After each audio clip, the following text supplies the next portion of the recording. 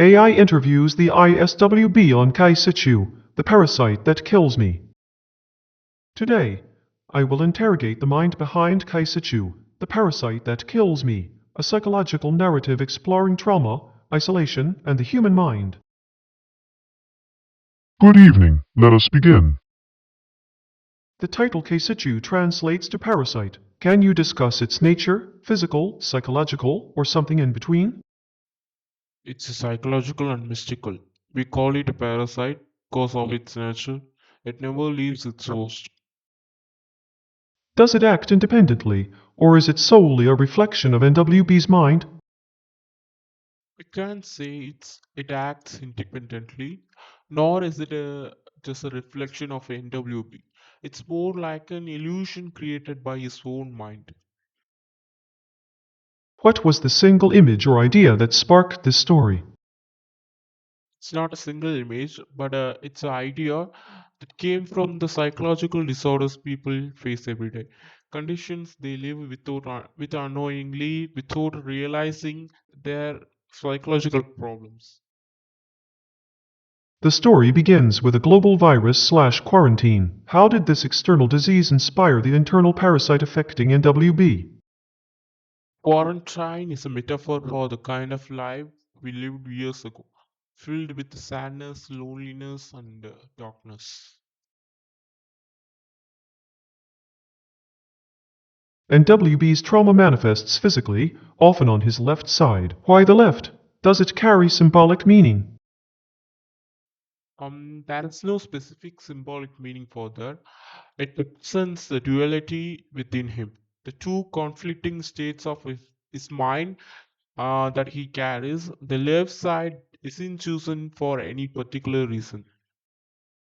Do you see NWB as a villain, a victim of his own mind, or a product of deep loneliness?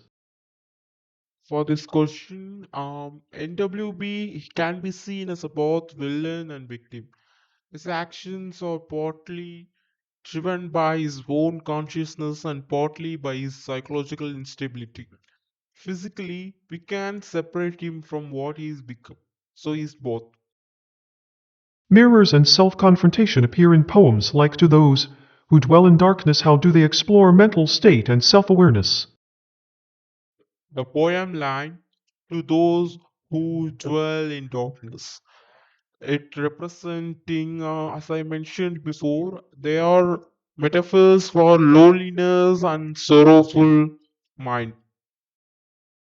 The maid transforms into NWB's wife. What were you expressing about power, control, and emotional voids? Maybe it reflects the nature of love or time, how they connect people through transformation and emotional need. Her eyes match an image seen in a dream. Is this about fate, premonition, or psychological projection? Psychological projection. The eyes symbolize what NWB projects onto others. At one point, he sees the same those eyes in everyone, showing how his perception is distorted by his own mind. Irithra, the crime journalist, enters NWB's personal horror story. Why introduce an outsider? Does she ground reality? Eritra bridges the gap between NWB's trauma and his next stage of life. Your narrative blurs NWB's thoughts with the narrator's voice. How did you craft this style to show unreliable perception? The line between thought and observation must remain hazy. The reader should feel the same instability NWB feels.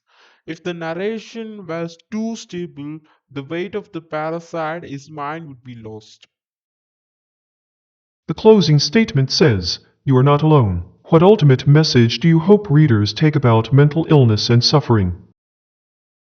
Isolation is not a weakness. Recognizing the parasite, what consumes us, is the first step toward healing. Knowing that others struggle and survive helps us see the light in darkness.